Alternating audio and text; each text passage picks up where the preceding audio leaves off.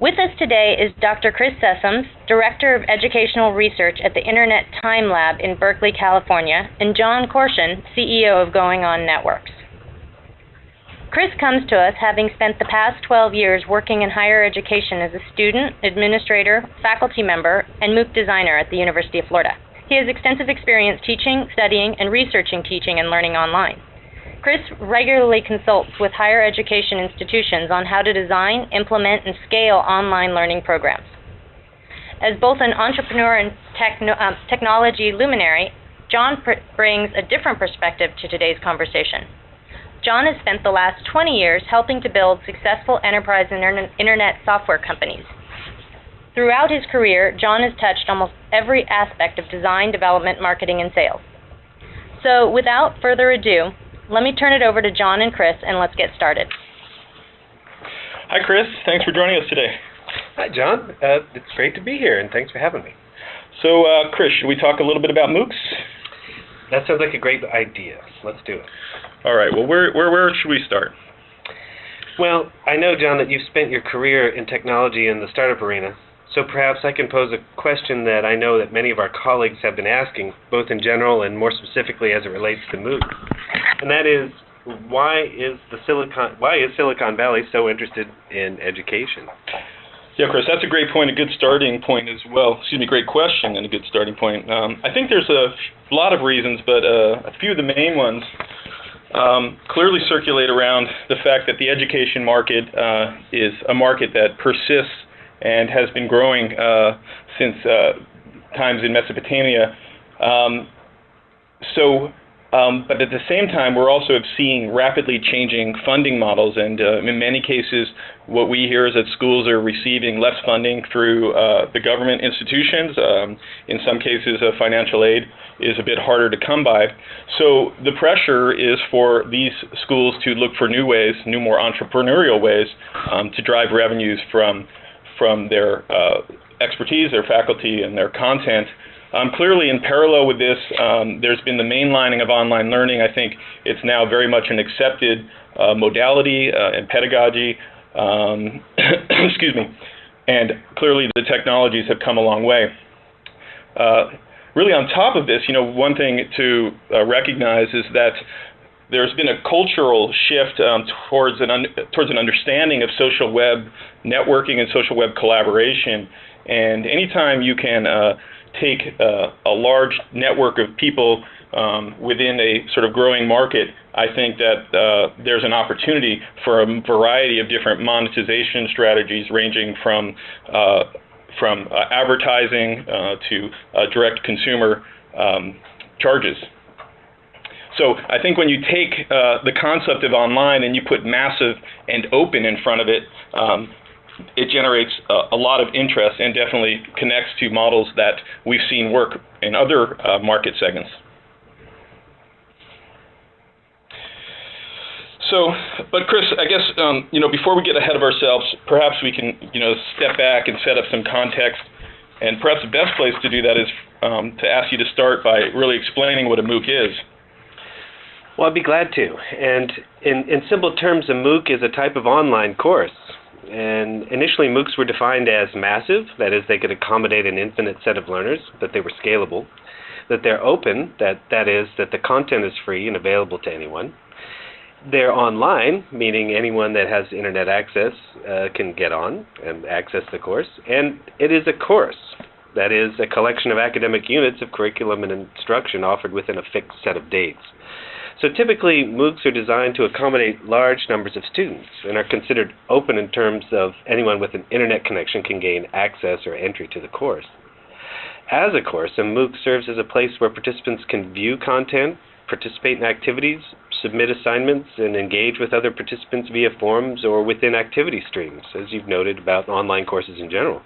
But depending on how you set up your MOOC, they can support just-in-time teaching, small group problem solving, and or high-level discussions. Well, there's been a lot of news come out has come out recently about MOOCs, and I know for some folks, MOOCs might seem like a brand new concept, but I know that you and others have been thinking about and developing MOOCs for some time. So perhaps you can tell us a little bit more about their history and your early experiences in building them. Well, I'd be happy to. Well, for me, it started when it seems to me that they were more about being open than massive. And previously, most people were focused on using open educational resources, open platforms, open source software, which are useful for sharing content and resources. But we weren't so much focused on courses and learning. But the pioneers in this field, Stephen Downes, George Siemens, Dave Cormier, David Wiley, were all advocating for open courses in 2010 and before that. And so myself and my colleague, Dr. Wendy Drexler, and I were very interested in reaching large numbers of people with our course. And we were teaching a course specifically on inquiry in K through 12, and we wanted to teach teachers who were not necessarily ed tech savvy, if you know what I mean, to teach them how to use some of these open educational tools, use some of these open educational resources. So for us, we were looking at it from the perspective of getting people in, sharing our knowledge as public scholarship. So when Wendy and I opened up our course, we had about 130 people sign up for it, 130, 145 people sign up. And it started out in the beginning, we had a lot of participation. As the course went along, it was an 8-week course, we saw participation drop, and then by the end of the course, we saw participation ramp back up as people started to try and finish it, and we ended up having about a 20% completion rate, which we were very excited about. But what we realized was, according to the New York Times, we were not massive enough to really call ourselves a MOOC, but we were offering a massively open online course. But what we really liked is it gave us a chance to experiment and think about designing to scale, and I think that's what many educators find fascinating about this potential. Not looking at it from the monetary side, but more from the teaching and learning side. But today things have changed quite a bit. Until Stanford, MIT, and Michigan, Harvard got into the game, MOOCs were a small and rather insignificant blip, I think, on the radar of most academic institutions. And this all changed when we saw Coursera, which then has now received $22 million in venture capital to offer free MOOCs. And before we knew it, top schools like Brown, UC Berkeley, and others are fighting for the rights to give their content away. So for Andrew Ng, the co-founder of Coursera, he said it's not about the money. It's about providing access to high-quality educational content. And in a recent presentation at UC Berkeley, Andrew noted that how institutions using Coursera platform choose to set up their business models is their business and not his, and it's not Coursera's business.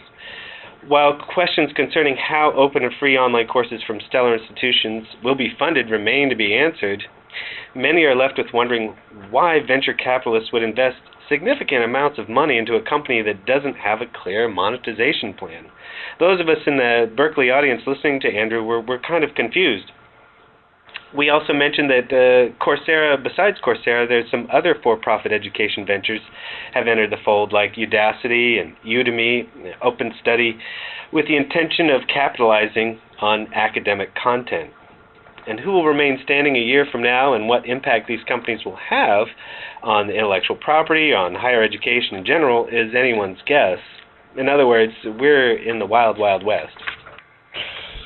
Yeah, so I guess that kind of brings us to, I guess, one of the key questions that we hear a lot about, which is, are MOOCs there then by definition free? And if you charge for it, is it still a MOOC? That's a good question. I think the mistake that we are making is confusing the concept of open and free. When we think about open within education, we tend to think of things like open educational resources that can be reused for teaching, learning, and research and made available free through open licenses. And this allows uses of materials that would not be easily permitted under copyright alone. But John, I think that within the Silicon Valley, there's a slightly nuanced definition of open in the context of open source software models. Yeah, Chris, I think that's a great point. I think, within the technology world, we've definitely learned the difference between open and free. So you take, for example, a company like Sugar CRM or an open source platform community such as Drupal, and what we basically find is that they have an ability to build a network around, in this case, open source software, and then find other ways to both give that open source technology away, but then also to find other ways to monetize the network that forms around the technology, and whether that's through support services or advertising, varies from company to company. But you take Drupal for an example, one of the largest open source development communities in the world. The community itself does amazing work in developing new technologies, making those free to people that could not afford to build them themselves. So it's a great value. At the same time, the founders of Drupal, the leaders of the initial open source movement, were funded into a company called Acquia, and Acquia is monetizing that network by providing support services and doing large implementations of Drupal. So we get this sort of copacetic relationship between the open source communities, in the case of the MOOCs, the people that are providing the content and the people that are experiencing that content, and those that are finding sort of viable ways to monetize it. So, I want to be very clear that this does not mean, or do I mean to infer that open is bad. As I said, it's an amazingly powerful tool for building community, for offering people resources that they could never otherwise afford, and providing a powerful construct for community and sharing, and in this case around education and learning. I wholeheartedly agree with you. And folks like Stephen Downes, George Siemens, Dave Cormier, Dave Wiley, Jim Groom, all have put together massively open, accessible online courses on the web using open educational resources and free platforms like Moodle and WordPress. For example, these courses right now, there is the current and future state of higher education that is being run as we speak. I think they're doing a webinar right now as we speak too. At DS 106 from Mary Washington University that Jim Groom has been offering for the last couple of years. He's making a tremendous impact with participants around the globe who are finding great value out of using these free and open resources. So these educators have done an amazing job with this concept of keeping it free and open. And Wendy and I are put our course together on Google Docs, which allowed us to allow anyone in, essentially, and allowed us to easily share resources that Wendy and I and our students had created. And our goal was to try to take advantage of the open and free sharing part of the web. And this kept our institution's costs low. Plus, Wendy and I taught our open course as a part of a course that we were already making available online. We just opened up a non-credit section that we could let anyone into, and that seemed to go really, really well for us. Excellent. Thanks for that. So, I guess what we can do is agree that open does not mean free, and pretty much accept that MOOCs will inevitably be monetized in one way or another. If we accept this and do this, perhaps we can kind of start then to expand our definition of MOOCs and shift today's discussion to how schools should be thinking about developing their own MOOCs. What is the right monetization strategy? What is the right platform for them? What is the right decision process in thinking about the design of the MOOC itself? So perhaps we can start by having you discuss or expand on really the specific forms or models that MOOCs can assume beyond perhaps just the most recent definitions. Well, I put some ideas down that I wanted to share with you, John, that are really, they're kind of general terms, but at the same time that gives you an idea of the types of models that you could look at for how you might consider building a MOOC.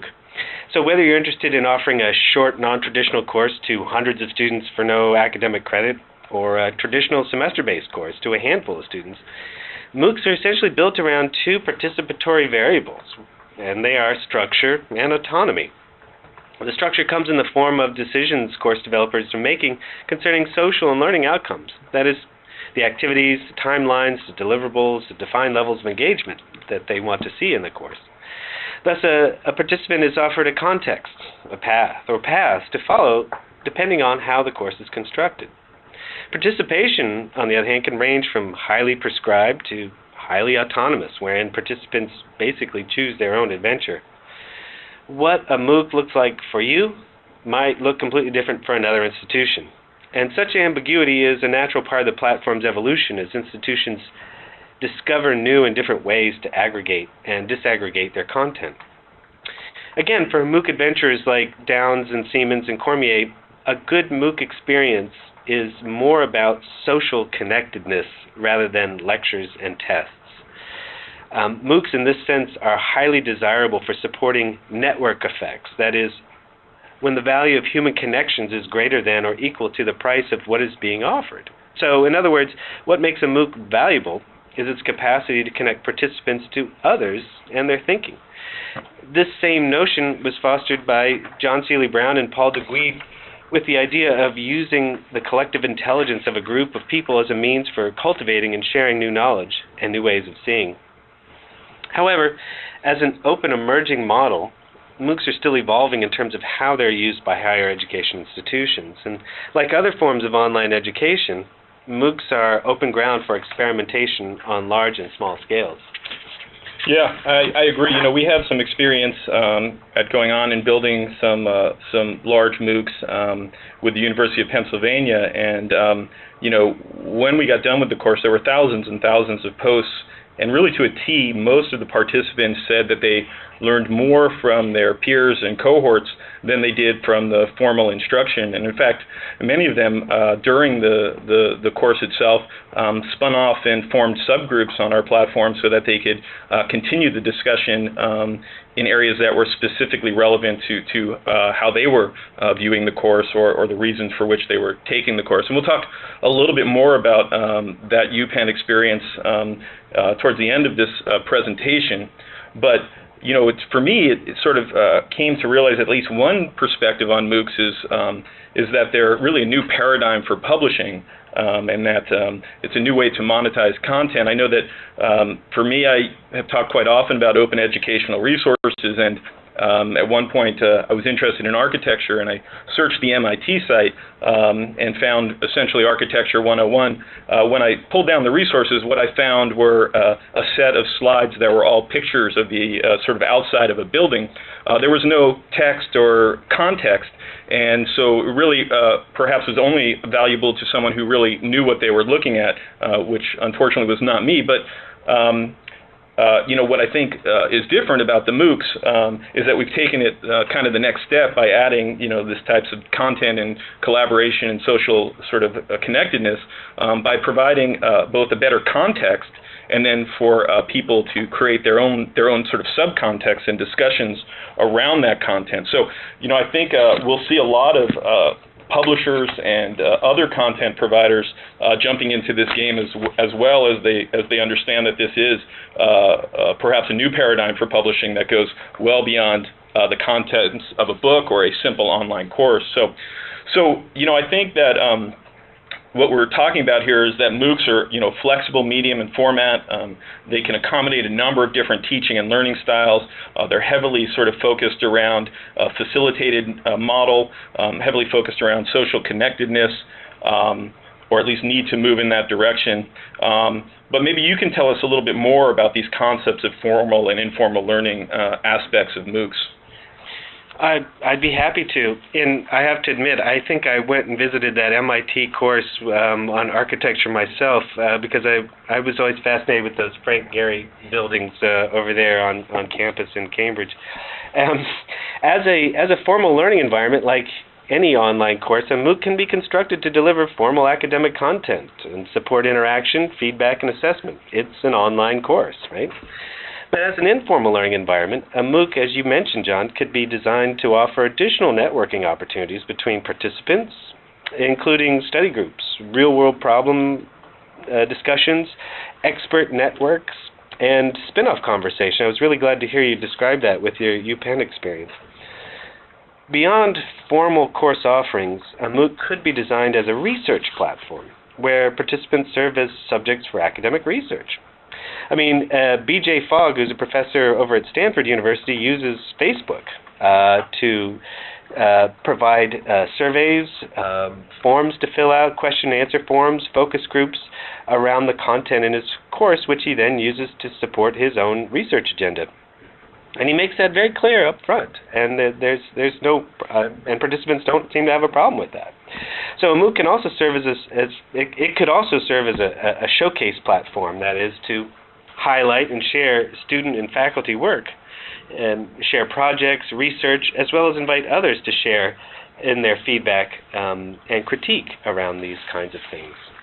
Yeah, Chris, that's really interesting. I think that not many people have sort of thought about MOOCs in those terms, or at least if you've just been reading the recent press. Most of the MOOCs platforms that we've seen lately are a lot about read this, watch this, take this test.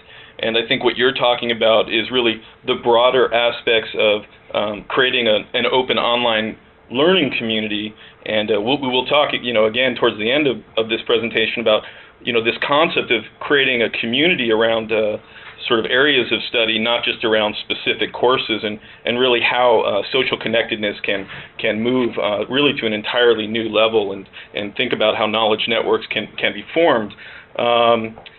But I haven't seen too much literature that describes MOOCs in some of the ways that you did around research, around other areas.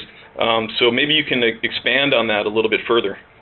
Well, I'd be happy to. One area that I can see using MOOCs for is basically, like any other online learning platform, a MOOC can offer valuable data regarding how participants are using your site, which items are being viewed and downloaded, which pages participants are spending the most and least amounts of time on. And this data can be used to help provide course instructors with useful information on how effectively their content is being used, as well as influence future course designs. And while the term course is embedded in the notion of a MOOC, as a platform, a MOOC can be used for other purposes that many educators may be only peripherally aware. For example, MOOCs could be designed to gather market intelligence about specific courses that you might be considering offering online. You could put up a short course, a really short course, to see if that you might have a particular public interested in this content. You can test the waters in that regard. And in this sense, an institution could use it as a focus group. And it gives you a chance as an institution to listen to your participants and see what their desires and needs are. And whether you're offering a course to 10 or 10,000, a MOOC has your institution's name on it. And as such, a MOOC can provide an institution a platform to showcase a department, a professor, a program, or a curricula. In terms of branding, a MOOC offers a convenient space to deliver particular messages clearly, connect with a particular audience emotionally, and motivate potential students, or even unite loyal alums and fans of your institution. Yeah, that's great. I mean, I think as we look at this, you start to realize the power of the MOOC in the context of connecting people around certain types of content, and looking at it as something that goes beyond just teaching courses.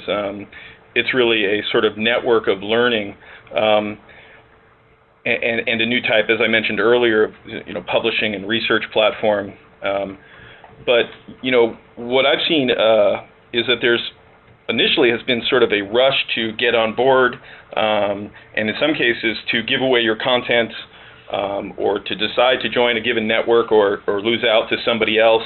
And some of this is done without really a full, as you mentioned earlier, understanding of the monetization strategies, or as we discussed. So, I think one of the questions is, who's going to pay for this? someone like Coursera doesn't have a sort of clearly stated monetization plan, but what are other institutions to think about when they think about their role in MOOCs and how they might monetize them?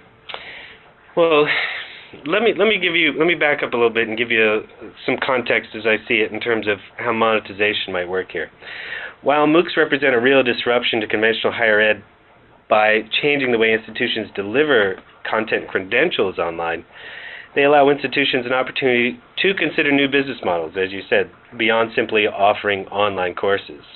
Yet we are at our infancy in this evolution. With these growing opportunities, funding and economic considerations are going to be of much debate, and MOOCs are economically important for several reasons. One of them is economies of scale can make delivering high-quality education relatively inexpensive. However, delivering a free course to 100,000 students worldwide has a number of hidden costs that are not being recouped without significant investments from either the institution or whether they're getting funding from an outside organization. I mean, a MOOC can appear to be free to participants, yet for the sponsoring institution, it's anything but free. The cost of hosting, your content, your instructor's time, teaching assistants, technical assistants, instructional design support, software, hardware, these factors alone can push most online courses into the $50,000 range. I mean, really, when you break down all the costs for offering a course, an 8-week course. So what if you're not an elite institution? And can you build it and they will come? I think that much depends on your institution's academic and marketing muscle. I mean, guerrilla-style MOOCs are what put them on the map. And George Siemens, Dave Wiley, Jim Groom, Stephen Downs all pushed the boundaries of their institutions, offering free open education courses that had massive participation. Now, these educators were driven by a desire to share their joy of learning with the world. It's a much different way of looking at it than perhaps their administration was looking at it. And the value that derived from these educators and their institutions was based more on, I want to say, public scholarship and awareness campaign, sort of branding, and not necessarily monetary reward. So if these courses charged a small admission fee, and I'm talking small as the price of a cup of coffee at Starbucks, they would be more than, if these open courses were to charge $4 per course, this would more than triple instructor's salary easily. And at Coursera, Andrew Ng and Daphne Kohler chose not to apply a fee for their courses because they were more interested in opening up interesting curricula to new learners, engaging with unprecedented numbers. And they wanted this to serve as a vehicle to really push the debate forward regarding what constitutes teaching and learning today. So, of course, a larger question an institution might ask itself is, why turn your content over to a third-party publishing company, which Coursera essentially is? Yeah, it makes a lot of sense. I think that the goal of open and free is ambitious and important to the world. But we've talked earlier about some of the needs to monetize. I think the way to create a MOOC can really range really on a spectrum of whether you're talking about edutainment or true sort of accredited education and everything in between. When we did one of our courses at University of Pennsylvania on Introduction to Happiness, really what we found out is if you have a rock star, a mailing list, and a platform, you can generate a significant amount of money. In this particular example, Tal Ben-Shahar, one of the most popular lecturers on positive psychology at that time, was one of the top lecturers at Harvard for the undergraduate classes. Marty Seligman, who was the father of positive psychology, had built quite a network of people who were really trying to apply those both to their personal lives, to their businesses, and to their courses. And by having someone like Tal Ben-Shahar and then being able to take the mailing list, essentially the network that Marty had built, University of Pennsylvania was able to bring together over almost 3,000 students from over 40 countries, and at a price tag of close to $800 per student, we were talking revenues in the millions from a single instance of the course. And as I referenced, much of the course value was generated through the social interactions. The facilitation sort of role of the professor was important, but small compared to the overall level of interaction. But clearly the content was what was key, and the ability to create both context and social interaction around the videos and lectures that were provided was really at the cornerstone. And so, I think one of the questions that schools need to ask themselves, as you were talking about earlier, is where on this spectrum are they going to fall? And I think it's the same thing for publishers. Is it all the way on the edutainment side,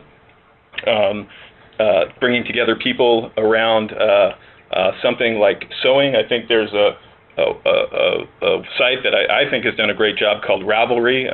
Some of you may be aware of it. If you haven't, you should check it out.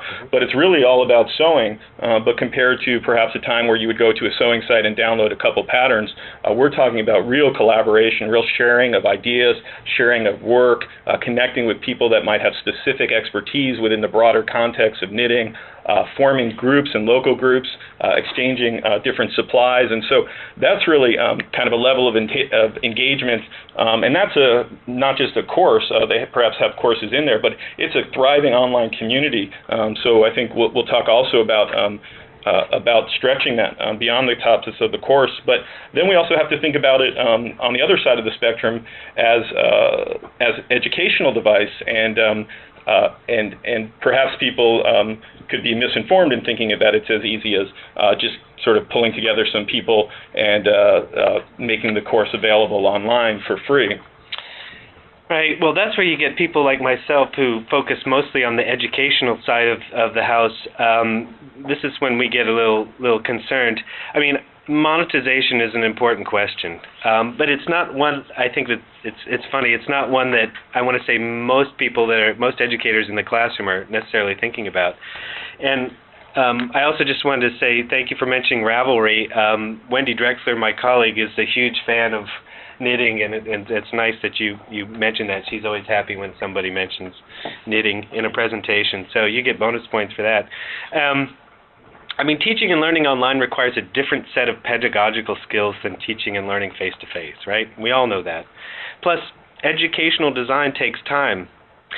And I want to be clear here, capturing a lecture and redistributing it is not teaching, okay? It's a lecture. It's just content. And lectures and content are not inherently engaging.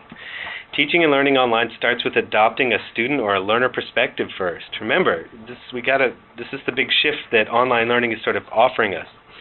Presence, not the gift, but social presence, is critical to to making a course engaging, whether it's online or not. So learning how to build presence and engaging students thoughtfully requires additional time and planning for a satisfying experience for instructors and students alike. So no matter what people think, college courses are expensive to develop, and it makes sense to try and repurpose content instructors that are already online and tapping their expertise in an effort to keep costs somewhat manageable. And as a platform with unknown and economic MOOCs attracted the attention of entrepreneurs and venture capitalists. As altruistic as Coursera, a social entrepreneurship company, as they call themselves, no matter how social and entrepreneurial they are, their MOOC platform essentially remains a publishing platform. And over time, its massive collection of content, read intellectual property, will be valued at a significant rate.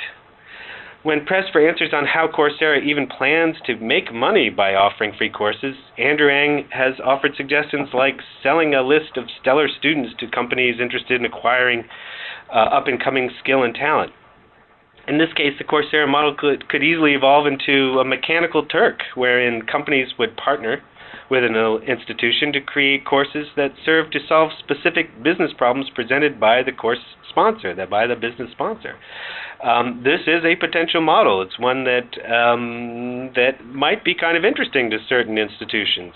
And while this model is rife with a certain amount of ethical considerations, it might be one that starts this ball rolling. And again, there are a considerable number of ethical issues that I don't know if we have really time to debate here.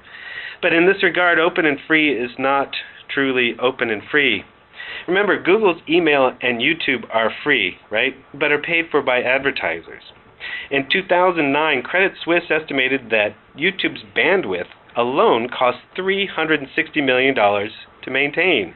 That's $360 million. That's a lot. While YouTube's content may be free to you and me, someone still has to pay those bills. And as of last year, YouTube had yet to turn a profit through ad revenues on its site. So if YouTube, who has incredible mass with thousands of videos being shared by the minute, has yet to figure out how to make itself profitable, what can we expect of MOOCs? Another possibility is to convert your MOOC into a certificate offering, which you could charge a nominal fee for grading, feedback, and processing to cover your basic admin costs. This model, too, could be tricky, but much depends on how comfortable an institution is with continuing education types of offerings and the kinds of issues a MOOC might present. Well, I think as we work our way through sort of the different monetization and ethical strategies, I think it's really an exciting time, because I think some of the different ways in which I've been able to get videos for free, but also others have been able to monetize, are really fantastic for me as a consumer, and for the people that are the creators who want to express themselves, and to bring that sort of energy and capability to education, to drive people to apply their creativity into creating educational content into this new construct or context, and to tie it together with all the social networking and collaboration capabilities, and really to start thinking about moving beyond the sort of read this, watch this, take this test, is super, super exciting. And we'll be talking, as you know, I'll give a little preview here, but we'll be talking in our next webinar about how to really think about the technologies and design considerations for deploying this in a sort of affordable way, if you're not yet ready to just turn your content over, or if you have smaller,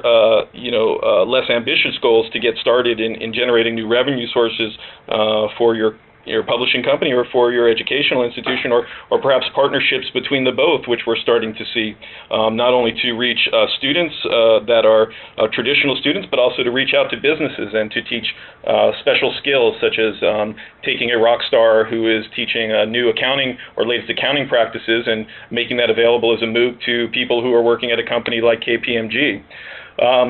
But it sounds here, Chris, like, what we're trying to do is both explore the positive sort of outcomes of MOOCs and really the excitement that they're generating, at the same time as setting the record straight. And as I listen, and I think I'm hearing you say that MOOCs are free like free speech and not like free beer. The first implies that while speech is free, there are a number of responsibilities in law that is tied to this freedom, this capacity to speak openly, to involve a number of serious consequences if not regarded appropriately. So you're saying MOOCs require a number of important social and ethical considerations, along with the infrastructure, human resources, pedagogy, and goals to consider when we really start to expand our definitions of MOOCs. Yeah. Yes, I want to agree with you, John. And open and free is an ambitious goal, and it is important to understand that MOOCs are free like free speech, not like free beer. Second, let us agree that institutions looking to gain financially from their instructors and intellectual property are looking for ways to monetize MOOCs and other online offerings. And let's also agree that MOOCs are a publishing platform. That is a context where content and activities can be formally and informally distributed and engaged with. And there are several excellent reasons to start a MOOC, even if you have a low volume of superstars. How successful your MOOC is depends on your goals and the goals that you create for it. So if your goal is to deliver static content to anyone, anytime, a MOOC can do that. If your goal is to reach 50,000 enrollments, you might be able to do that too. Honestly, maybe you cannot hit 50,000, but much depends on determining how a MOOC as a platform can serve your particular needs. Size is determined by a number of forces, including your goals, your context, your teaching abilities, and your resources. But no matter how much glitz and sheen you put on your content, it still needs to engage learners more than simply asking them to watch a video. It's the easiest part of online learning to overlook. And as my friend and MOOC pioneer George Siemens at Athabasca has said, and I'm going to quote him specifically, MOOCs, regardless of underlying ideology, are essentially a platform. And numerous opportunities exist for the development of an ecosystem for specialized functionality in the same way that Facebook, iTunes, and Twitter created an ecosystem for applications and app innovations. Yeah, I think I see where you're coming from here. I mean, a MOOC can be used for any number of purposes, as we did talked, several different ways of monetizing them, and their success really depends on how the developers define them and really how they want to use them, and also require a deep understanding of how the different social technologies and modalities and the ways in which we have learned to interact with each other, all of which continue to evolve as they move into mobile and the growth of Twitter and things of this type. So maybe we can go back to where we started and remind me again why the Silicon Valley is so interested in learning these days. Well, let me see if I can summarize a little bit here. So, college business models, remember, were built on maintaining exclusive control over libraries and subject matter experts. And entry into these expert institutions was limited by scarcity and supply and demand. Today, with growing demand for expert knowledge worldwide, colleges are not so keen about upstart entrepreneurs developing new ways to facilitate the sharing of their previously scarce information and content. For the past several years, Silicon Valley has been offering capital to businesses organized around communication between people and the exchange of information. And that's really important to remember. Silicon Valley, again, is focusing so much on the communication between people and the exchange of information. And what these venture capitalists see in higher education is a mismatch between supply and demand. Elite schools like those offering courses in Coursera are not in need of additional enrollments to keep their doors open. Instead, as Kevin Carey, the director of the Education Policy Program at the New American Foundation, notes in Washington Monthly, I'm just going to quote this to you, John, political pressure will continue to grow for credits earned in low-cost MOOCs to be transferable to traditional colleges, cutting into the profit margins that colleges have traditionally enjoyed in providing large lecture-based college courses.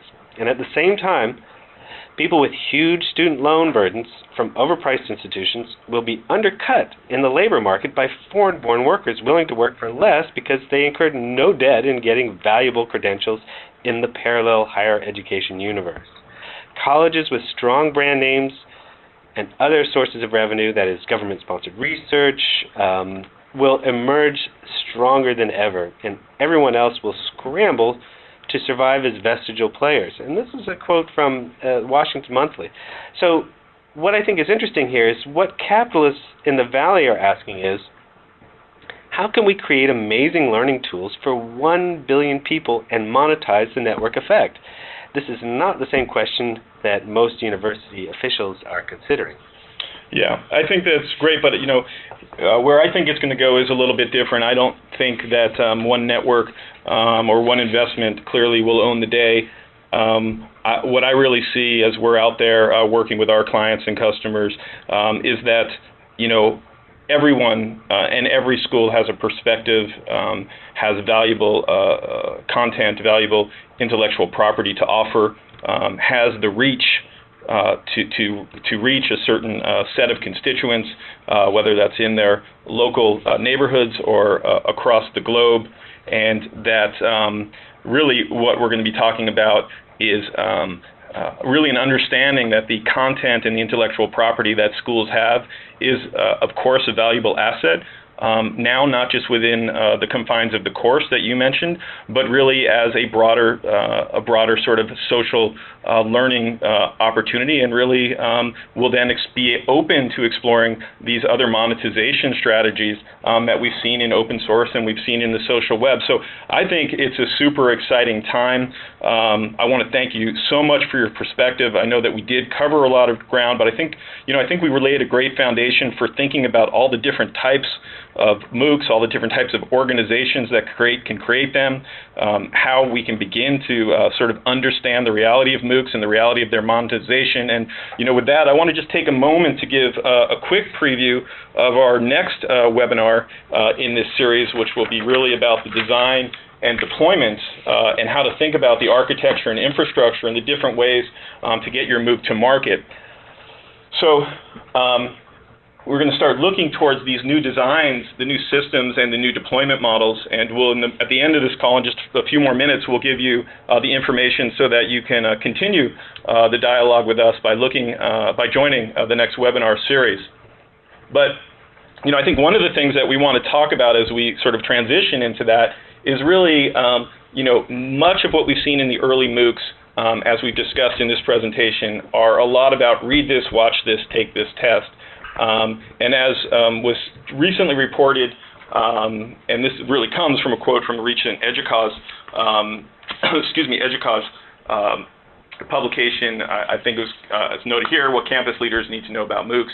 And they noted that typically only a fraction of the enrolled students complete the course, even a smaller subset pass. And so I think to your points of engagement, clearly while we have the concepts and the ideas, we may not quite yet have the platform and the constructs that are engaging enough to pull people not only through a course, but into a continual learning community. And I think that's really what we need to think about when we think about architectures and technologies.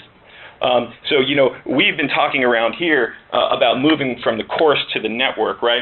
From MOOCs to Moons, a massively open online network, because I think at the end of the day, it's not about siloed courses. We've been there before. It's around creating networks of courses that drive networks of interest, communities of practice, by linking together all types of different nodes and people and content across the network. So we're advocating for Moons.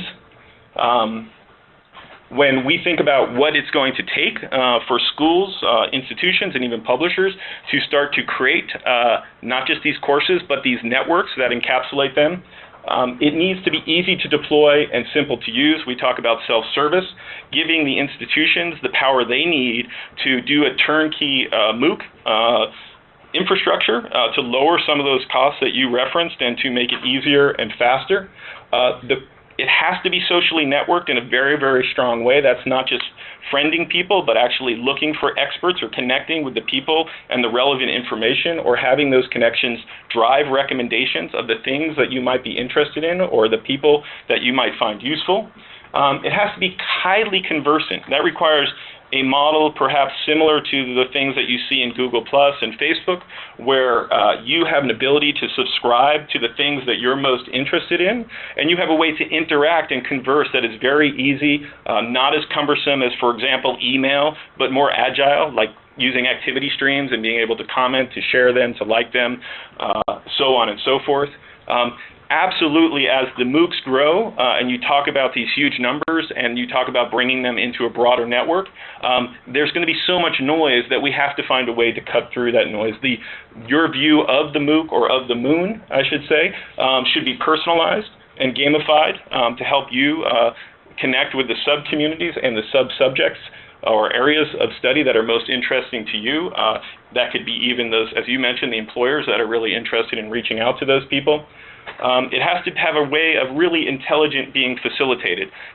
Putting a course online for 100,000 people and just saying, read this, watch this, take this test, as you mentioned in your speech, in your talk, that's not what it's about. So if we're really going to take learning and apply it on top of these social modalities, we need to really understand the facilitation models and how we assess participation within that.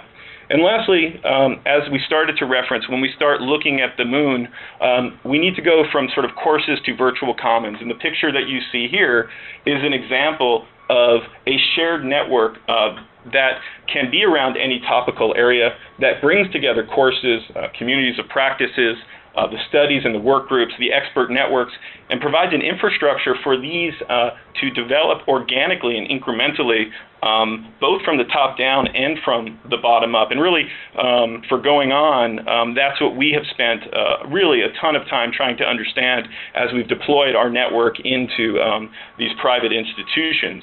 The choices that you have today as you think about sort of meeting these ambitious goals is really to roll your own, and I'm sure many of you have seen this picture of the MOOC, where you're really trying to bring together everything from Facebook to Illuminate, to back channels through Twitter, and to have knowledge emerge through USB sockets. So, rolling your own can be a pretty daunting task, and it's not even clear that, using these consumer tools is the right way to go.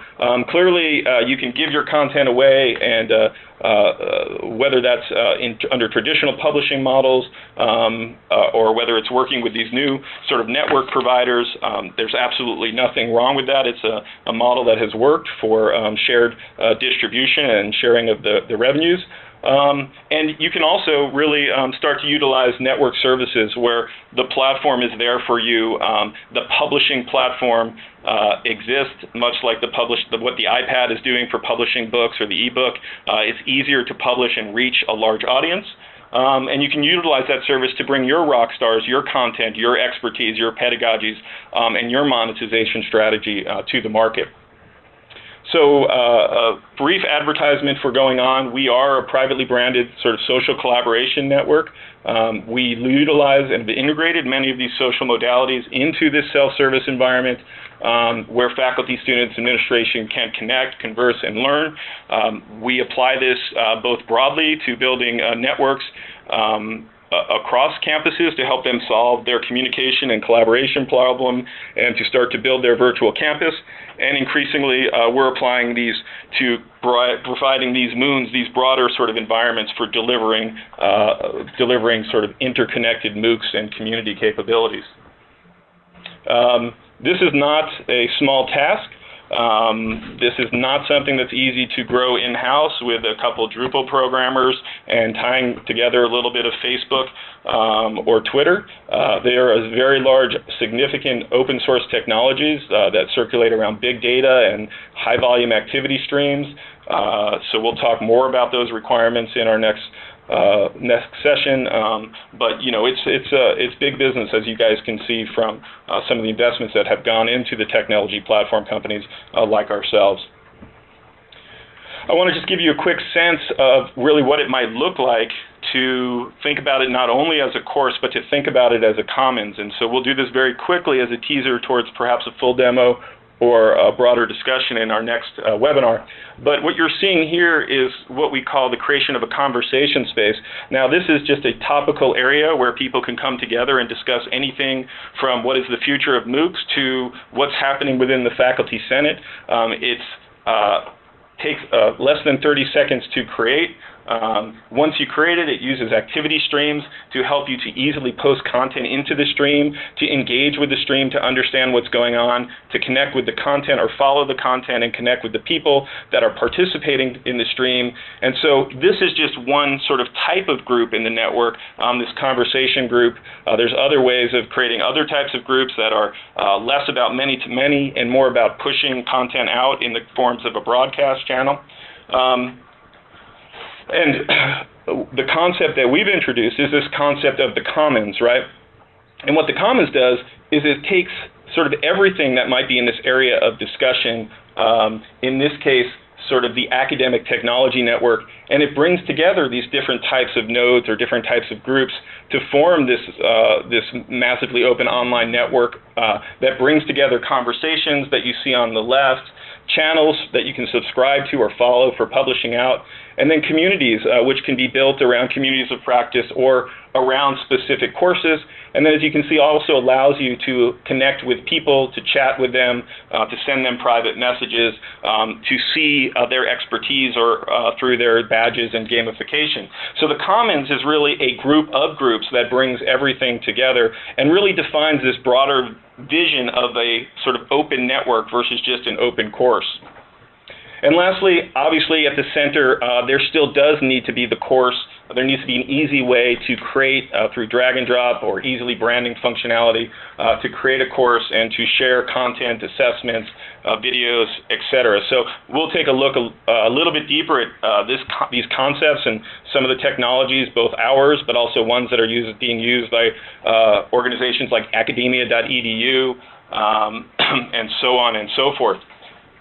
So with that, I apologize. I just wanted to reference, I think I referenced this already, but just in starting to create communities of practices and courses, this is a course that we did a couple of years ago, but in developing this course, what we really found in this example was if you took the Rockstar, the mailing list, 2,500 people, you could drive significant revenues. And so, as we said, many different ways to think about the MOOCs, many different ways to think about monetizing them, but this is the new publishing paradigm. This is a new way of reaching people, both for very important ways of helping the world to connect and learn together, and also for very necessary ways of helping to schools to have the money and the resources to deploy these and to bring a global generation of students into the marketplace.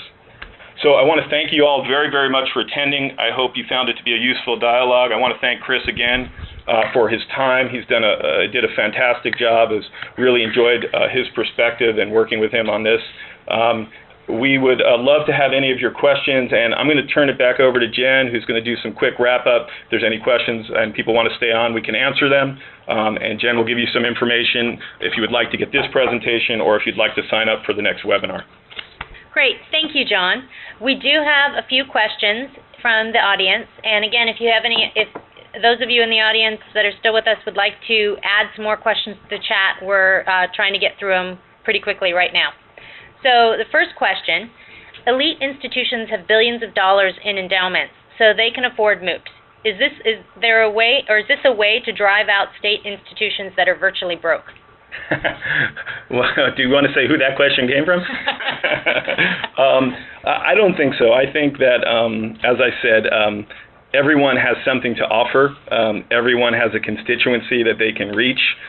Clearly, there is a lot of competition forming, and clearly many schools, I think, are recognizing that they need to inject some entrepreneurial spirit into the administration and the faculty. And this is a bit of an adjustment, but I really think that, that there will be MOOCs and courses and publishing all over the place. I think we will see some sort of disintermediation and consolidation, as we've seen in the publishing world, as we've seen in the online commerce world. But I think these are well off in the future.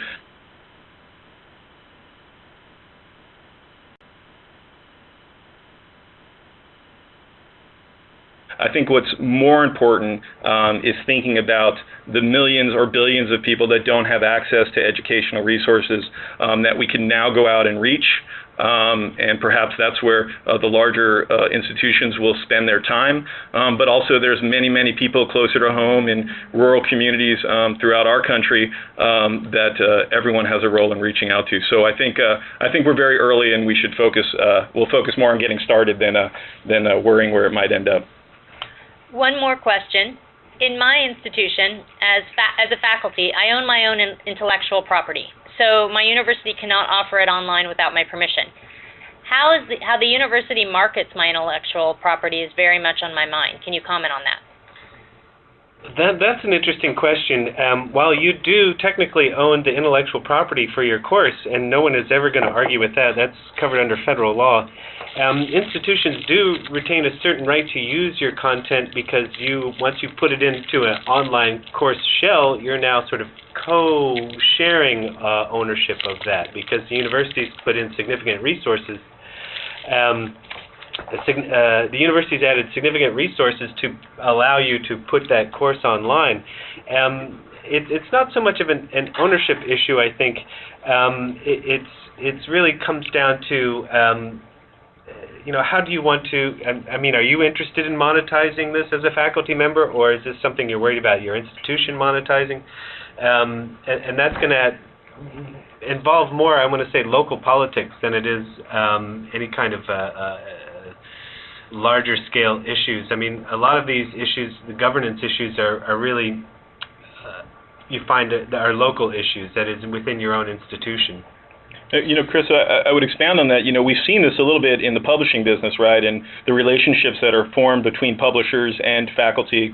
So I think that's also a model that we're going to see, and I think it is really fascinating to think about how the school or the institution injects themselves further into that sort of market chain and what their role is in doing that, and perhaps in going direct to market. But I also think what we'll see is that many of the publishers and online service providers will be approaching both institutions, as we've seen with some of the companies we've talked about, but also seeing publishers go directly to some of the rock stars to help them bring their content online, not in a book and not even just in an ebook, but in a true social collaborative environment that we call MOOCs and hope to soon turn into moons. So I think it's going to be a fascinating time, but I think hopefully it opens up a lot of opportunities, as we've seen in open source software and other areas where the contributors are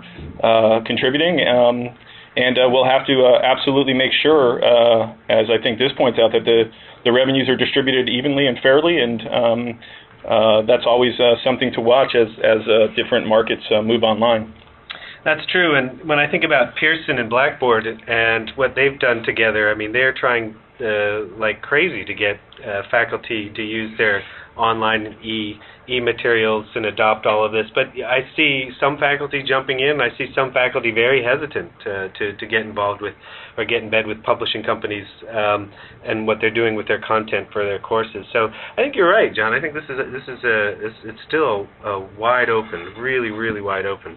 Well, we'll be talking in the next webinar about really what are the tools that are out there, and I think there's also I have some friends who are building courses all by themselves and going direct to market. So we'll be talking about some of these additional models and what kind of technologies and design considerations apply as we move all the way from an edutainment to small personalized MOOCs all the way out to the big institutional MOOCs. So I look forward to talking more about that. And if there's no other questions. Just a couple more quick ones and a comment. Let me just jump in. I know so many people are probably jumping off. We've run over our time, but we'll stay here to answer any questions if people want to submit them. Also, as Jen has up here, if you want to sign up for our next webinar, please go to goingon.com/MOOCs. And then if you'd like to request this presentation, please feel free to send an email to info@goingon.com. Great.